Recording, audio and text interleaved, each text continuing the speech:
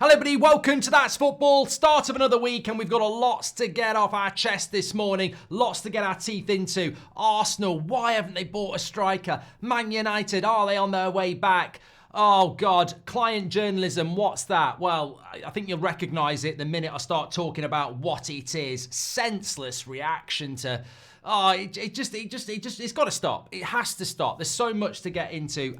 Let's start off with, I've got to say this. Reacting to Arsenal, Manchester United yesterday has pretty much been done to death. But there is a bigger story here. Why are Arsenal not buying a striker? Why are Man United not in the transfer market themselves when they're miles behind? I think anybody can watch that game yesterday and go, entertaining, yes, penalty shootout, brilliant. But both teams are miles off. You've got Man City facing a big court case. They've won 4 Premier League titles out of the last 5. They're buying players in January. They're going out in January going, we're not where we should be. Let's go and buy a couple of players. Just go and spend the cash. And Man City are in crisis. Pep's scratching his head, and yet they're buying players. Arsenal, 2 title races, running out of players. Another injury yesterday. Another 2 injuries yesterday.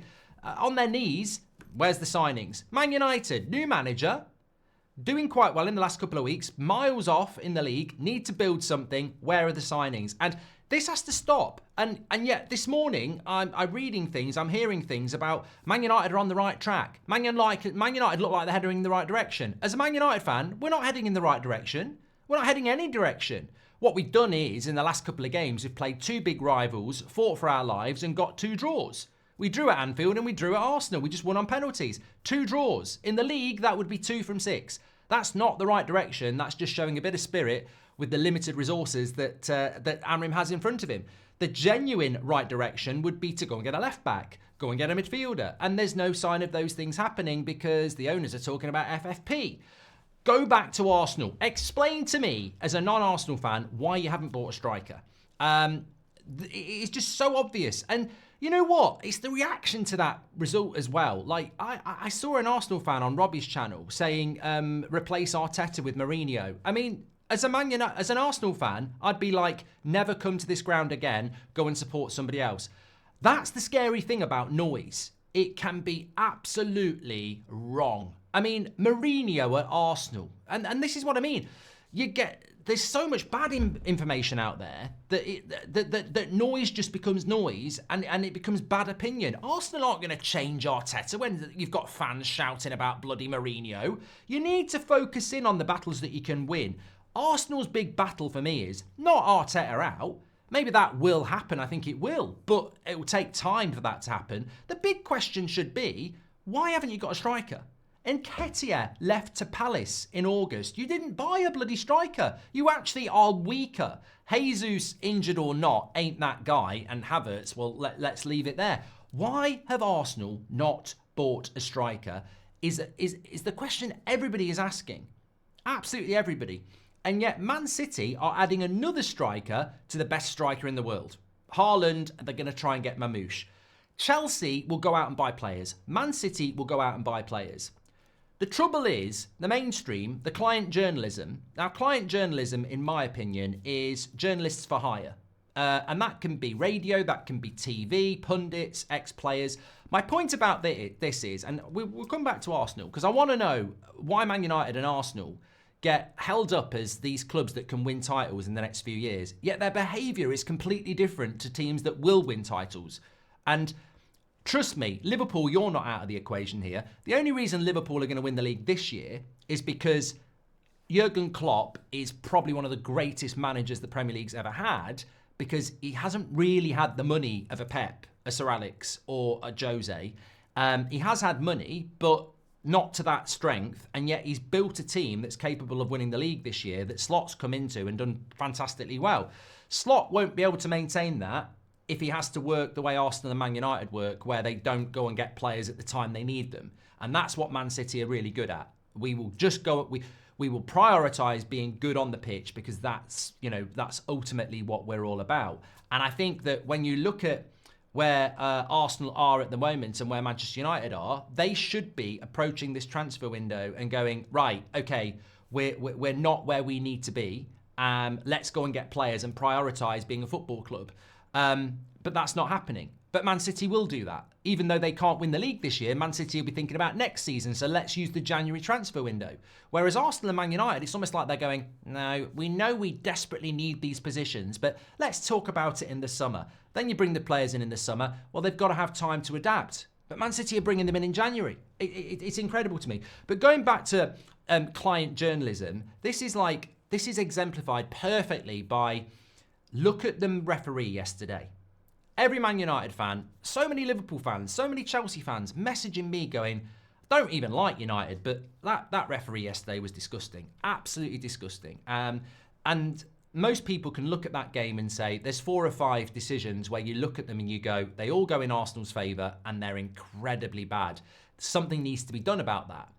I look online today, I see a lot of fans saying stuff about it. I can't see anything in the BBC. I can't see anything on Sky. I can't see anything in the Independent or anything. I can't see any, traditional mainstream outlet saying anything about that referee. That's client journalism, in my opinion. The PGMOL meet up with these media companies every 2 weeks, right? That's client journalism. That is, in my opinion, client journalism is journalism for hire. You have relationships, good relationships with certain people, and therefore you won't do proper journalism of, let's scrutinise this, let's break this down, why is this happening? And I think the UK, especially in sports, is full of this now. I see it at Man United all the time. Client journalism is basically, I've got a relationship with these people, so I'm not going to write anything bad about them. And unfortunately, some people aren't awake to that, and they think that the mainstream are actually there independently feeding us, fair usage news. But they're not. It's client journalism. They're feeding stuff out that suits them. And you see it across the radio, you see it across ex-players. Everything is coming from the ear of a producer who is getting stuff from their boss and then from relationships there. So you wake up this morning, you see nothing about that referee, and it's just fans left on their own again with no accountability. The PGMOL won't do anything. They'll just be like, hello, can I speak to the producer? Yeah, just give us a nice, easy week this week because we're under a bit of pressure. And what is that if it's not a dictatorship? It's incredible. But you bring that back to what I was talking about Arsenal United as well. The clubs are doing this as well. Well, we need... All the fans are talking about a striker. Arteta's under a bit of pressure. Can we do a story about something else? Can we talk about something else? And it's like, fans at the moment, we can see the issues with the game, but the people in the power, whether it's the club owners, whether it's the manager, whether it's what, they're all just suppressing the truth. Arsenal and Man United will not compete with Man City or Chelsea in any way, shape or form when they have an approach to, we need these players, let's get them now. And I'm frustrated as a United fan that we've got a new manager and we don't appear to be very ambitious in the transfer window when we're 14th in the league. But I echo that frustration with Arsenal fans as well. Everybody knows you need a striker. And I would say this and repeat it again. If Ollie Watkins was up front for Arsenal this season, they'd probably have won the league. They certainly would have knocked us out of the cup yesterday, and you'd have beat Newcastle the other night, because Newcastle and United fans aren't unintelligent enough to look at that game and go, we're over the moon, we're winning that. But Arsenal missed a lot of chances. There's Everton the other week, 0-0 at the Emirates. Striker in that team, that's 3 points instead of 1. And you get all this sack Arteta, this, that and the other, but fundamentally, no one's ever going to take notice of people when so many people are just shouting different opinions, and that's what's going on. Arsenal, why haven't you bought a striker? Man United, why aren't you out there getting a left back and a midfielder? These are the fundamental questions. But what happens is, it's almost in the club's interest to let fans argue loads of different things because it dilutes the main point. Arsenal cannot win the league, will not win the league. If they don't solve the problem, everybody can see. Why have you not bought a striker? If that is Arsenal's board saying the money's there, we've got £100 million to go and get whatever striker we want, but Arteta doesn't want one, Arteta's job's in massive danger then, isn't it? Or is it, we don't have the money to do that, we can't compete, we can't be as ambitious as Man City? Because ultimately, the way I look at it is, whether you're Man United or Arsenal, and you look at Man City and Chelsea to a certain extent, if you're going on a journey in your car and you're all starting from the Emirates and you're all driving to Edinburgh and Man City's in their car, with about 600 quid cash in their pocket and a tank full of petrol, they know they're going to get to Edinburgh. They might go wrong, the sat-nav might send them the wrong way, they might get a puncture, but they will get there because they've got the fuel to get there. And then you've got Arsenal going, yeah, we're going to Edinburgh as well. And then the fans are looking at the car and going, you've only got half a tank of petrol and you've got no cash or bank card. Yeah, we're going to Edinburgh. You're not going to make it. We'll just go a little bit slower. Slowly, we'll get there. You're not going to make it. And that's what Arsenal fans are saying. That's what everybody's saying about Arsenal. You're not going to make it. You're good enough to make it, but you're not going to make it unless you buy a striker. So why aren't you doing it? And then that question gets asked so many times. And the club itself are just spinning that fan base around, going, no, we don't need... Look, Havertz scored a tap-in against Fulham. Yeah, he's the guy. No, he's not. Because he won't do it in the big games that you really need it to. And look, Man City... You know, they've got the petrol, they've got the fuel, they've just stopped off for a meal deal. You know, they're having a great time. They're going to get, and that's the thing. Football's so simple and people complicate it. And they complicate it by talking about, let's replace Mourinho with Arteta, the other way around.